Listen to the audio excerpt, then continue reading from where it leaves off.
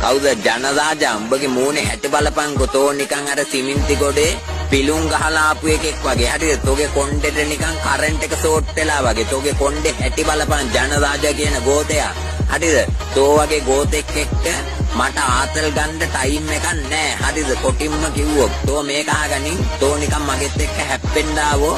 තොට හොයන් ඇවිල්ලා ගහන්නේ කන පැලෙන්න හරිද තෝ දන්නේ මම කවුද කියලා හරිද වලපෙනේට ඇවිල්ලා කන පැලෙන්න ගාලා යන්නේ තෝගේ ගමටම ඇවිල්ලා හරිද මේකව මේ ගමෙන් එලවන්න ඕනේ මේක වගේ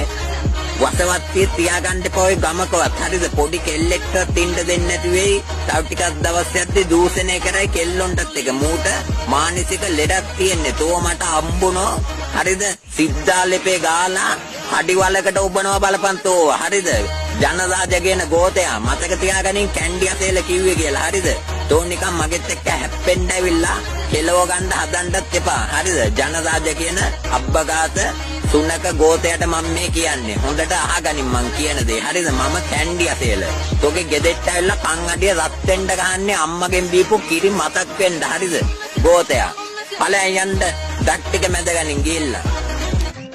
ආහා කැන්ඩි අසේල මේ අහපන් ඔබ කැන්ඩි අසේල නෙවෙයි බං ඔබ ජංගි අසේල පඩේ ඔබ ජංගි අසේල හරිද